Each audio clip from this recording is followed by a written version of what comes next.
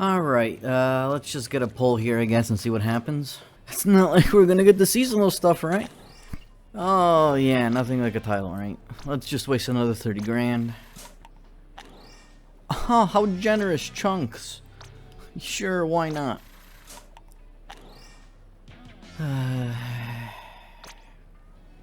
Yeah, seasonal rewards through this thing. Yep. What an excellent idea. Why do we accept such nonsense? I just don't understand. It blows my mind. Unbelievable, man. Well, bologna on a sandwich.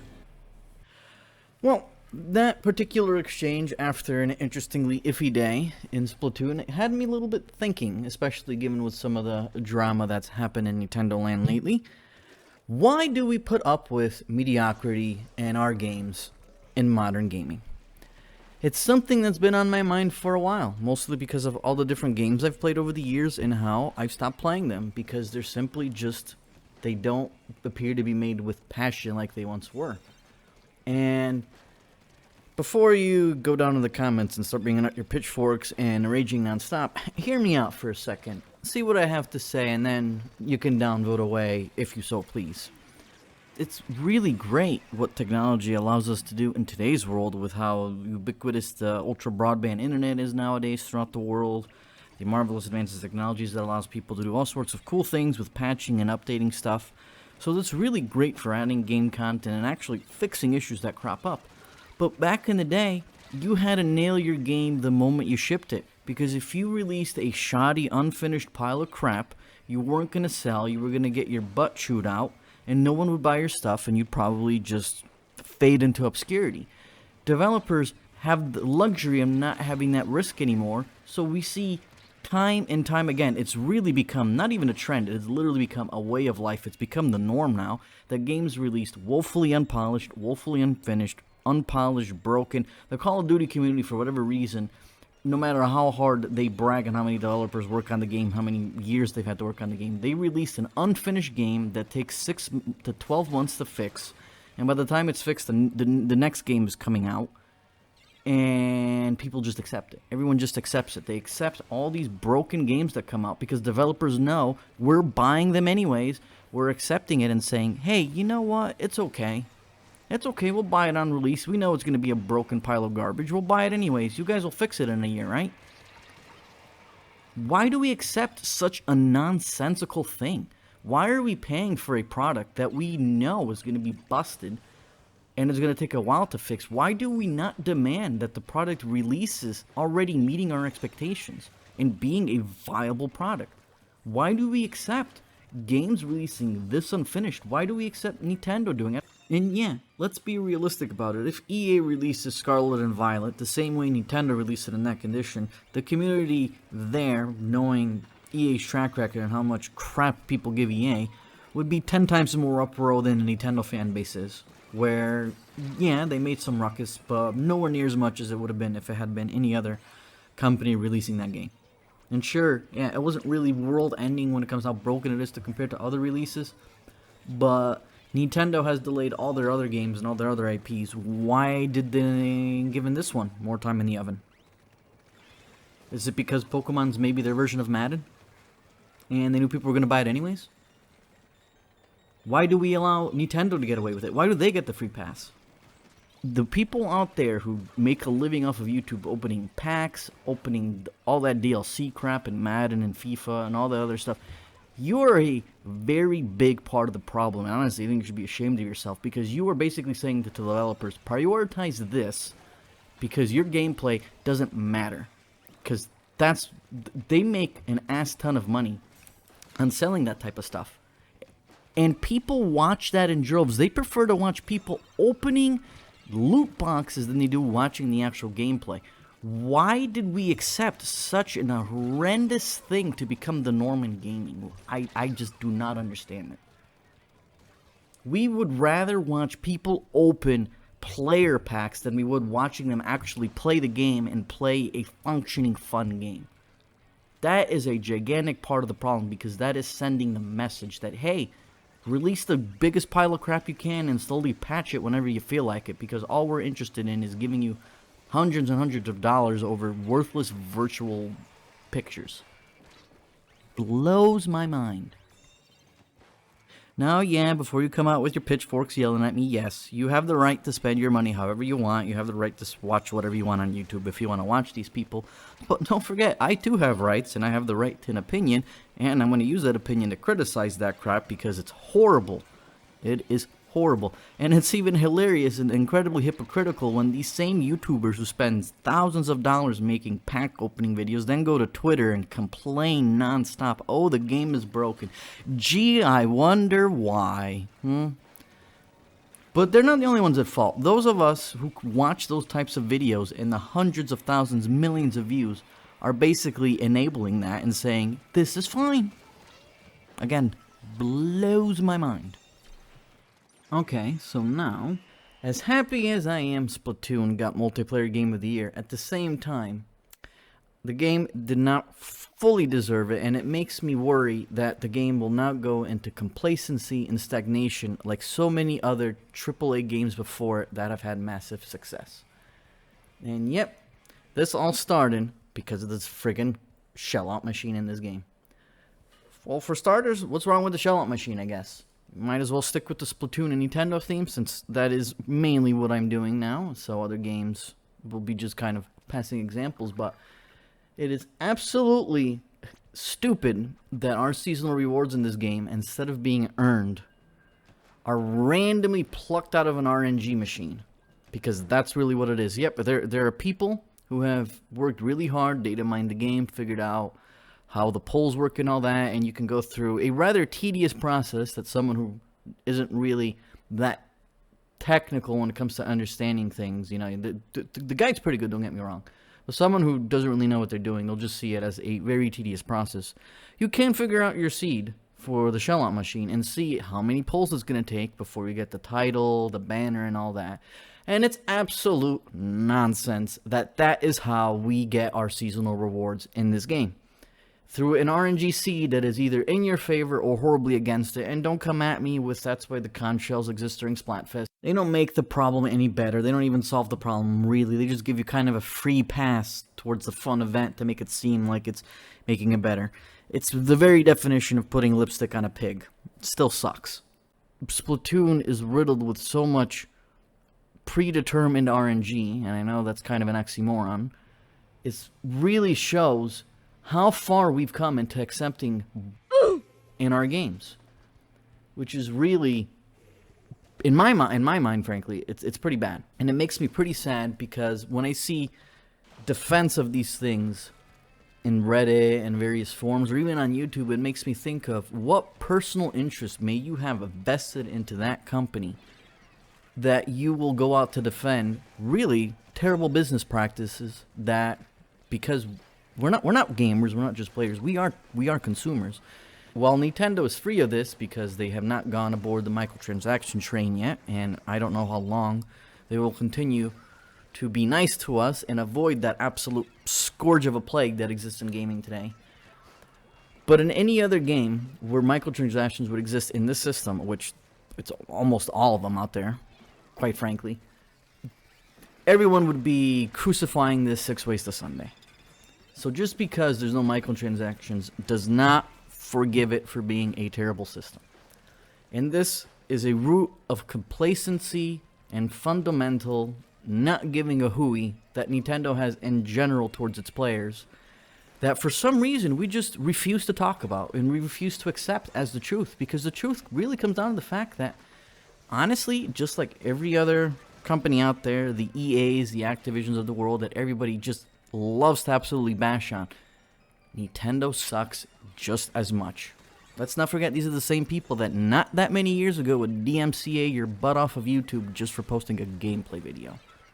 That leads me to think of, let's say, you know, the Smash drama. So really what happened with the Smash drama, quick recap, there are two major circuits for Smash, Panda Gaming and Smash World Tour. Smash World Tour having been around for forever and a day. And they were both supposed to hold end of the year tournaments, but they were trying to get a license because it does look like Nintendo's becoming a lot more stringent with things regarding tournaments and operating without a license and their blessing and all that, which is within their right to do. It's their IP, it's within their right to do. No one's arguing that. And essentially, Smash World Tour tried to get a license for the longest time. Then they got ghosted by the Nintendo end, saying no one told them anything. And during Thanksgiving, essentially, I think it was like the night before Thanksgiving or maybe even the night of Thanksgiving, they basically dropped the hammer saying, yep, Nintendo canceled our event, blah, blah, blah, blah. They accused Panda and their CEO of some inappropriate behavior, mostly strong-arming the crap out of everyone in the Smash scene into joining his circuit, which was corroborated by a ton of reputable people, and even Panda themselves in the statement they released. Whoever prepped that release did say that and confirmed there was some inappropriate actions. And there's a lot of finger-pointing, a lot of he said, she said, stuff like that. The CEO basically came out and tried to denounce the whole thing and make himself look like a complete angel, trying to make everyone happy, and tried to release some bombshell proofs, which were quite contradictory and goes against a lot of what the reputable and honest track record members of the community had. There's a lot of suspicious crap going on there, but what it comes down to, the dude behaved very inappropriately, not to use some other words, and appeared to use what was insider information that Smash World Tour was officially canceled by Nintendo to strong-arm people into going onto his side. That caused a lot of people who supported them to drop like flies, people who were part of the organization, players who signed, stuff like that. And it basically ended with everybody canceling their tournaments because Panda is now in shambles. So Smash year ended in a crapshoot. And basically, Nintendo came out and said, nope, Smash World Tour canceled themselves. We're free. We're innocent. Nintendo is your big buddy behind the scenes. And Nintendo did release a statement, I think after the Kotaku article originally went live and was published, where they basically said that none of what happened with Panda or some of the stuff that happened really had any effect on what they did on their handling of Smash World Tour. They basically threw their hands in the air and said, we did no wrong. We never said anything. We never told them to cancel. They did it entirely of their own will. They released kind of a bull squash statement saying that any tournament that wishes to operate and receive a license need to uphold to the strict standards of, health and safety and all that crap, which is really hilarious because I'm pretty sure Panda based its health and safety guidelines off of what Smash World Tour was already doing. So there's already a contradictory stance there. So I think what it comes down to, there were too many hands in the pie, Nintendo side. Some upper upset something.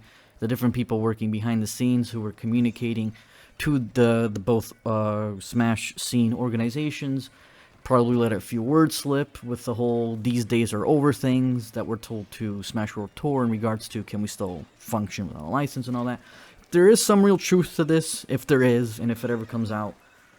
Who knows? We'll find out one day, I guess. But long and short of it is, Nintendo kind of didn't even act in the biggest place of transparency. They could have come out right away to set the record straight. They didn't, and they released some half-assed answer just to kind of cover their butts, and that's about it. But Nintendo themselves also handled it poorly.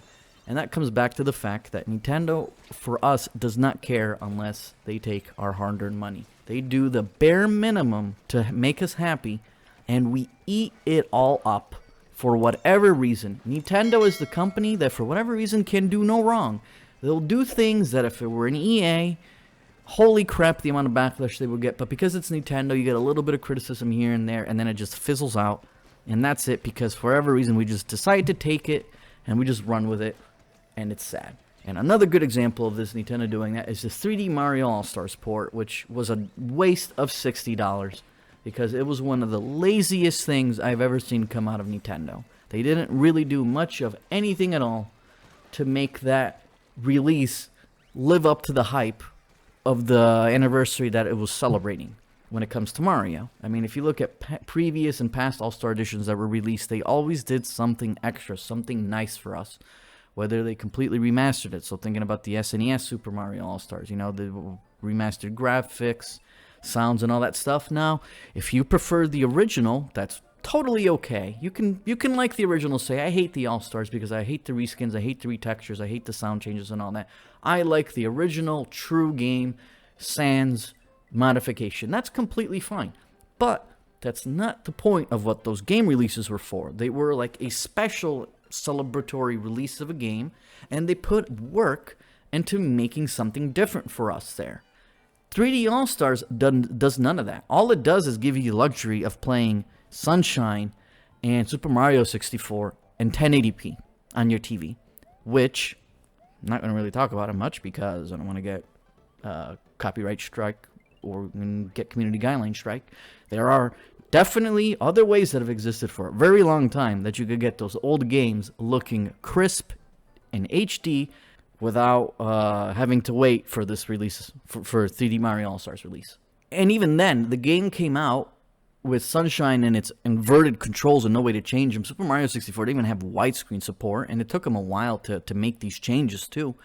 That game offered nothing extra besides an embedded soundtrack as a sound test thing, which is whoop-de-doo. People were expecting something very special done besides just having Sunshine 64 and the first Galaxy released all in one on the Switch. People wanted more, and people's expectations was more based on the prior history of their All-Star editions being really well-made ports and celebratory games. And yet, Mario 64 was basically just, it looked better. It was HD, it looked better. That's about it. There was no effort whatsoever put into that port. You can see the numerous articles, the numerous other YouTubers have made videos on it, where basically, they come right out and say, how lazy of a port that was. The backlash for how lazy that was not as high as it should have been. It wasn't. It just was not as high as it should have been, considering how shoddy of a release it was in general with Sunshine's poor controls and no way to fix it. It just wasn't. Yes, there have been plenty of people who have criticized it, but the vocal majority here are people saying, yay, Mario 64, Mario Sunshine on the Switch, yay. Let's ignore the issues it has and the fact that it is nowhere near good enough to be called an All-Star Edition. That's just the simple truth. Now, circling back to Splatoon, because it is the main game I'm playing now, the game itself, like I said, while I'm happy I got multiplayer game of the year, we have to also be honest with ourselves. There wasn't really that much competition this year to really sweep that award. There really wasn't. I mean, Call of Duty is suffering, Battlefield was absolute trash and all that. There really was not a lot of competition in that space. And I'm happy Splatoon got it so that, Splatoon gets recognition because I love the franchise. I think it is a really great game, but it's a game with flaws. It's a game with flaws that it appears the community is forbidden from talking about. And this also stems back to the joke when the game was releasing, back in September, how it's Splatoon 2.5 and all that. Heaven forbid you come out and say Splatoon 3 is Splatoon 2.5. You so much as say it, even if you try to make a valid argument, even if you have some good constructive bullet points to back your argument. As soon as you say that, the community will absolutely destroy you, then they refuse to listen. And the subreddit does the same exact thing. For heaven forbid, for the love of God, you go on the subreddit and you attempt to criticize some of the game's flaws in any way, all you will get said to you is the fact that you suck, it's a skill issue, and you have no idea what you're talking about. And it ignores the fact that Splatoon, while gameplay-wise at its core, I mean, it doesn't really have many flaws. Really, the only flaws from a gameplay perspective I would say Splatoon has are the fact that the maps aren't really fun and aren't really balanced in a fun way. They're all meat grinder maps. There's very little flank routes, if any, on most of the maps. They all condition you to bum rush to mid.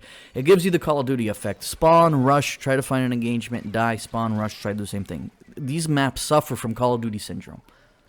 That's about really where the gameplay really fails from a perspective, because the online is, I would say, peak Splatoon 2 in terms of a meta and balance. It's not really that bad. Okay, it's not as bad as some people have set it out to be. Balance changes like that will happen. Maps can be tweaked. They can fix the maps. But that's about it from a gameplay part. But the game itself, from an online experience, is flawed, and it leads to so many frustrating moments that, again, why do we accept mediocrity in our games in today's world? Why? 10, 15 years ago, this would never have been accepted. Even then, 10, 15 years ago, we were on the path already to doing this, but it would have been a lot more vocal than now. Why? The gacha machine is a terrible, horrendous game design mechanic. And there's no defending it. There just isn't. If you want to put locker decorations in there or have maybe a rare pull be like a lot of chunks, because the chunk writing in this game still sucks. It's still bad. It's gotten better, but it's still bad, and I'll get to that in a moment. But the concept of a shell-out machine sucks. It's literally the same predatory, engagement-oriented crap to get you hooked on the game. The only selling grace it has in Splatoon is the fact that there are no microtransactions. That's about it. But other than that, it sucks. The fact that the seasonal polls are tied to this thing where if your seed is awful and you don't play every stinking hour of every day, you're never going to get it, and it's absolute garbage that's how it is. That's one thing that is absolutely terrible, and no one talks about it enough. There's no defending the gacha machine. If it was just locker decoration stickers, the table turf cards, a couple chunks every now and then just to make you happy, that'd be fine. But putting the seasonal reward in there is absolutely ludicrous, and I don't know how you can defend it. It's a seasonal reward. I want to be rewarded. Therefore, I want to earn it.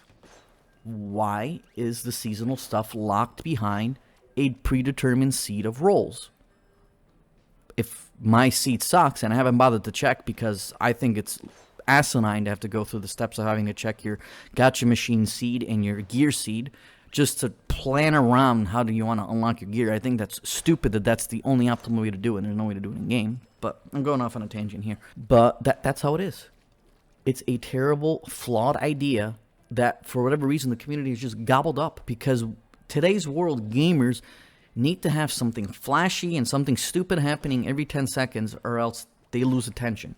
And that's what the gacha machine does. It's one of those things that Nintendo copied from online, and it's one of the worst things they copied from other online. You know, instead of copying like a real online networking stack, so we don't have to play console to console. But again, I'm going off on a tangent. The gacha machine is a terrible source of seasonal gear.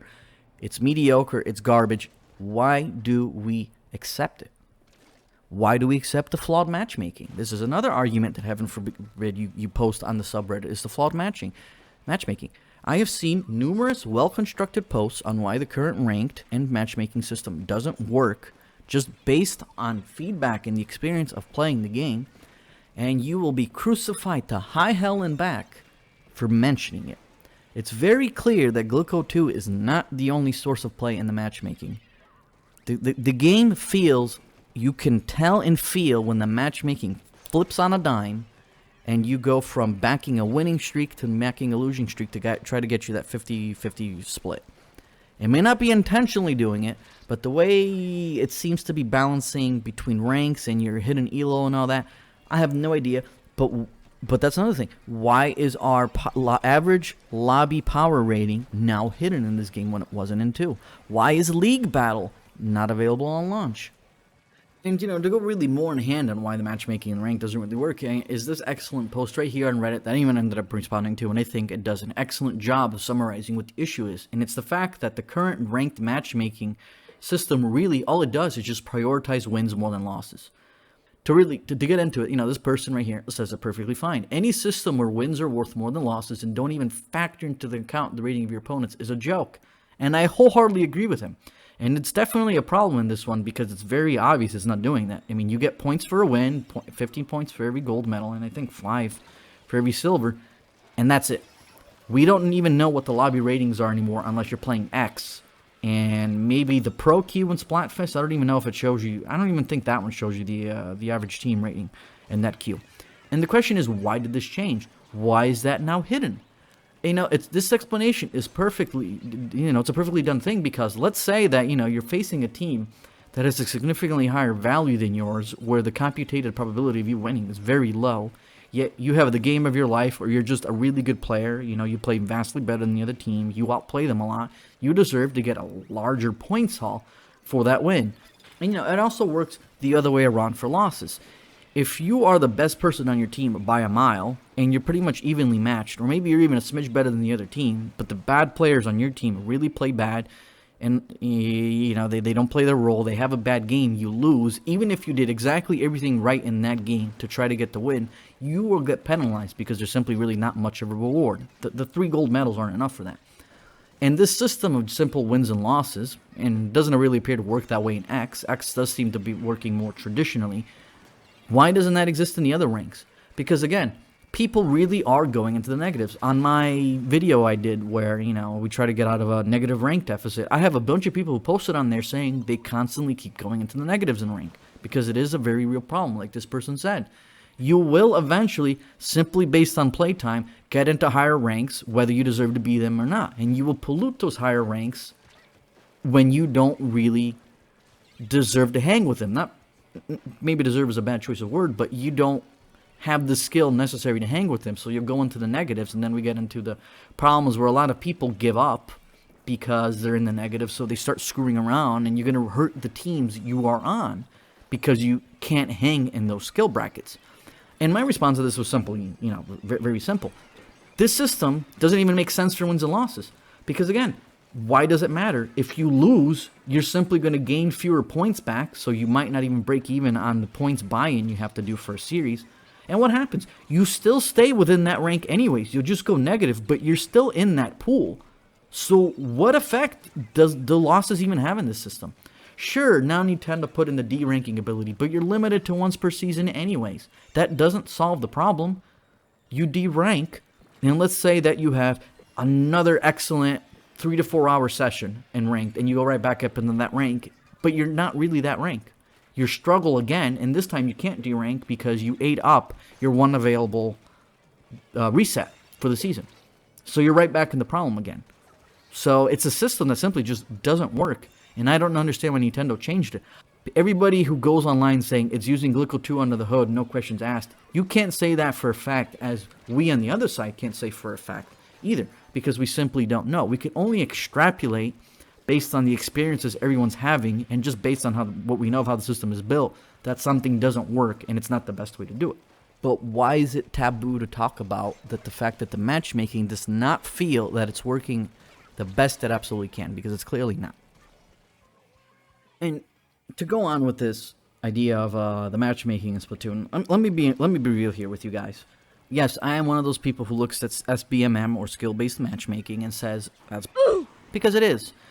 The bell curve is a thing that exists. It's a mathematical parabola that basically establishes that the vast majority of things in a data set fall towards the median, which would be the average, and then it tails off and becomes smaller and smaller on the opposite ends, in this case being the less skilled and the more skilled. So, yes, smaller games, aka games with a very small population, will have a more skewed set, but like flipping a coin, probability in nature is going to go down always towards going a 50-50 median. And it's the same way with averaging a skill set in a given player pool. The vast majority are going to fall in the middle. They're going to fall average, plus or minus a few percentage points of the average, but they're basically going to fall in that chunk. So for most games, SBMM is completely unnecessary, because the average player is more than likely always going to end up with the average player, apart from a few outliers. Really, all you want to do in that case is save the very small percentage of the absolutely bad players on one end of the spectrum getting into games with the opposite end of the spectrum, where it's basically assured mutilated destruction. Like your handicapped players, players who are absolutely brand new and can barely hold a controller. You don't want those players facing the top end, so you put something in there to protect brackets, so that way there is not a huge delta in a lobby. But other than that, in most games, you don't need it, because most of the time, your average lobby is going to be just that. It's going to be average. It's an unnecessary thing. Ranked is a different situation, but in pubs and casual, you don't need it. Now, there are outliers to that, in which Splatoon very much falls into, in which case, if you have a deep, complex game, you can't rely on that type of mentality and that type of idea that the average player is going to go with the average player, because the game is complicated. And in Splatoon's case, because it's a 4v4 where you lock in your weapon ahead of time, therefore you're locking in the role you're filling and stuff like that, you need some form of advanced matchmaking to balance out the team comps, to balance out the skill gaps and all that stuff across all the modes, or else you're going to end up with really what's going on in Splatoon right now that the community doesn't want to talk about. It's that matchmaking does not work. You need some form of skill-based matchmaking in Splatoon, because the game is just complicated. There's many different weapons, there's different weapon rules you want to play. Team comps can make a really big deal. For example, if you're playing on Mincemeat against a team with a Hydra and E-Leader, let's say even another E leader, because I've seen comps with the Hydra and double E leader, and the way the matchmaking works, you don't really have anything to really compare against that. I mean, you're going to have a bad time. It doesn't matter how bad your team might play. It's not your team's fault there. The game's matchmaking puts you at a very distinct disadvantage given the team comps and the maps. So Splatoon needs a complicated matchmaking algorithm to work because it's a very complicated game. It pretty much is a game within a game. And instead, what we have is what really is the matchmaking that's going on in today's world, which is, it really is an SBMM. It's EOMM, engagement optimized or engagement oriented, depending on how you want to say it, matchmaking, where the game dynamically will change the experience you have based on what you're doing and what other people are doing. And this is really a problem, and one of the reasons why I stopped playing games like Call of Duty, because it's not fun to have the game feed you what appears to be easy lobbies because you got your ass kicked ahead of time, and then you get fed these easy lobbies, and then you're the one who is the feed. You're the one who gets preyed upon, and you get thrown into these stupidly harder lobbies or these really hard sweat fests. And I really hate how in gaming multiplayer nowadays we have to use the word, you're a nerd, you're a sweat. It just feels as if we've been conditioned to hate each other when we're playing online, and that really sucks, and I really hate that. And the problem that this leads to, which isn't just exclusive to like Call of Duty and matchmaking in those games, and it happens in Splatoon, is this feeling of get your ass kicked or do the ass kicking. The amount of games in between where that linear progression you would expect from you getting better at the game slowly over time happens very infrequently. And I see it all the time. You're either knocking out in 20 seconds or getting knocked out in 20 seconds. And in other games, you're like right on the cusp, a few points away from doing the knockout or getting knocked out. And it's just because maybe the delta between you and the other team isn't that ridiculously high. It's almost that ridiculously high, where you either, you don't play the spawn protection right enough so you don't get the knockout, or you don't get knocked out. And there are some games where I've even seen people intentionally throw and not get the knockout just to pad their stats in game, and they can knock you out whenever they want. But you get this feeling that the amount of games you get where you really are on that cusp of, okay, the other team's better or we're better, but it's close enough where you have a really close competitive game and you're putting your actual skills to the test, are so infrequent compared to the games where it's just so easy. So you never know if you're really improving. And when you get these massive losing streaks that come out in ways, you just can't explain how all of a sudden the matchmaking just goes to crap. You're getting people on your team that don't know what you're doing. You're getting team comps in Splatoon that make no sense, while the enemy comp makes all the balance sense in the world and all that. And you don't know if you're really progressing or if it's just the matchmaking that is all of a sudden just giving you terrible games in a row. You lose that sense of confidence and that sense of progression. In all these games that do that, on top of the fact that they hide your rating anyway, so you don't really know what's going on compared to other people, but you don't get that sense of confidence and progression in your player skills with stuff like this. But you have these games which really, they're not for your benefit. This is what I really hope one day people will begin to realize en masse. The matchmaking is not made for your benefit. It's made for the developer's benefit, really for the publisher's benefit.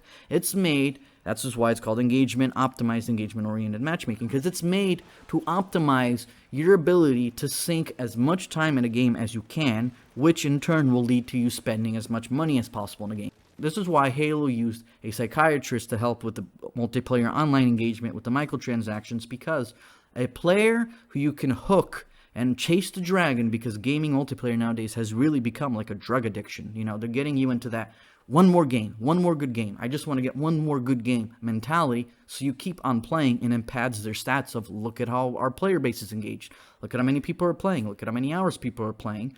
Because then you're more than likely to go into the microtransaction store and drop $20 on a useless skin that does absolutely nothing and is a stupid waste of money. Splatoon doesn't have that problem because we don't have microtransactions. But there's a lot of times where the matchmaking actually feels like it's doing the same exact thing, because you'll have a winning streak where you're having the easiest time of your life, completely destroying people, and then all of a sudden you'll be fed some of the most asinine team comps you can come up with, and you'll have people going 0-20 who can't get a splat to save their life. And then you're left scratching your head after 5-6 games you lose like that, asking, well, what the hell went wrong? The matchmaking sucks. My teammates suck. And you never really know if the matchmaking just handed you a losing streak, You don't know if you're getting better because you don't know if those previous games you won in a row you actually deserved to win, if you were stampeding them, or if there was just a huge power disparity between you and the other team. So, you know, it's no one moment. It questions your ability as a player. So that's really what it comes down to. Splatoon's matchmaking does feel like it's also following the EOMM path in a way because of how predictable it can get at times. But again, these things are not meant for your benefit. Now, whether Nintendo really is using a form of EOMM, we don't really know. I doubt we're ever going to know. The fact that they got rid of the ELO rating and ranked for the average team rating is a little bit suspicious. And just the way the matchmaking feels is a little bit suspicious. But we can't say that as fact because we don't know. And I don't think we're probably ever going to know unless, for whatever reason, Nintendo decides to be transparent about it. And given their history, I highly doubt they're going to do that.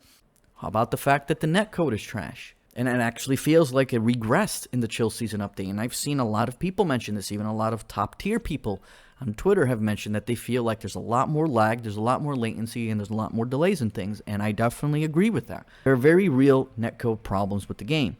And there have been extremely well-made articles on how the netcode in Splatoon works by various members of the community. And why do we accept it? Why do we accept the fact that we're playing on a console-to-console connection? Why? Why can Nintendo not bring up dedicated servers for this game? Yes, dedicated servers will not solve the problem because lag is intrinsic to the internet. The internet can never be lag-proof because it's a physics problem. Yes, I understand that. But if you make a dedicated server setup with a proper lag compensation method to handle dedicated servers, and you don't prioritize terrible connection, you don't make it so anybody with a satellite phone from Mars can play the game, the online feel would improve drastically. Go read the excerpt, and I'll probably end up putting a link in the description, the excerpt from Oatmeal Dome on how Splatoon's networking works. And I can see why. This is an issue that definitely I can't not see Nintendo fixing unless they bring dedicated servers online and change their philosophy on who's allowed to play. Because they really do seem they made it that anybody who can even connect to the internet automatically is given a free pass to play, even if their connection is terrible and they're not on a connection that can really play a game, a real-time shooter. They'll let them play anyways. But that's something that really can't be fixed because I don't see Nintendo, even though they could, implementing a complete change to Splatoon's networking mid-game life. It's something that I think will only happen on the next console when the next Splatoon game comes out. Because the truth of it is, we've accepted a console that was flawed for online multiplayer from the beginning. You gotta remember, if you, like me, have a launch day Switch, you don't have a dedicated LAN port, which means that Wi-Fi is the only way you can play unless you buy one of the Wi-Fi adapters, which, again, is really stupid, and it goes to show you the absolutely bottom-tier level of online Nintendo things is acceptable enough to give us that we eat up. Sure, a lot of people complain about Nintendo Switch Online, but it's not a big enough complaint to where have we seen any real substantial changes happen to it to really improve it. I'm going to be honest with you guys. The NIC, aka the actual LAN port, so the actual jack, that thing costs nothing. It's peanuts. It's literal cents to put on a device. So the cost cutting is not a reason why I didn't include it.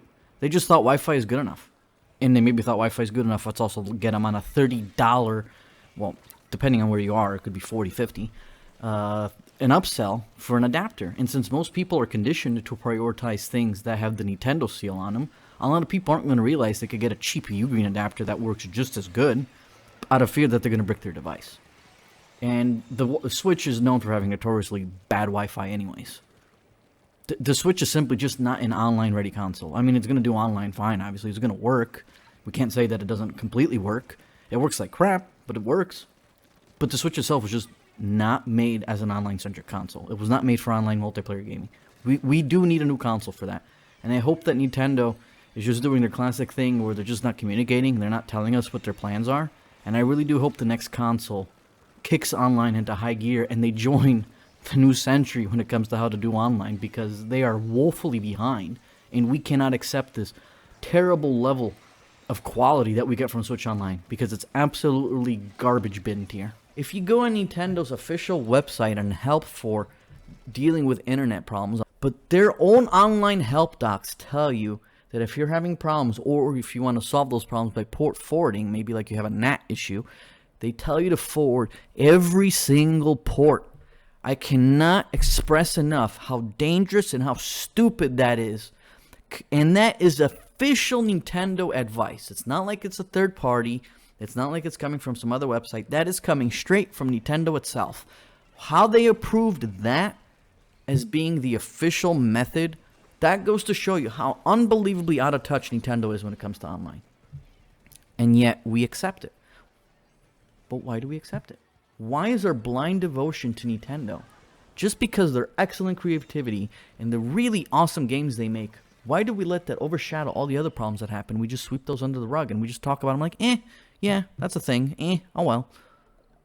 You know, other developers make the same mistake. And yes, the game industry is filled with gamers starting to accept everything, which is why developers keep doing it, because they know they're getting away with it. But at least there's a part of those communities that are very vocal about the problems. Look at how vocal people were about how Overwatch 2 was nothing but a cash grab. It's our fault. We are the problem because we are accepting these issues.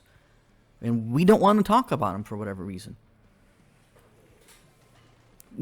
Other game communities have at least what the fanboys there would call the vocal minority.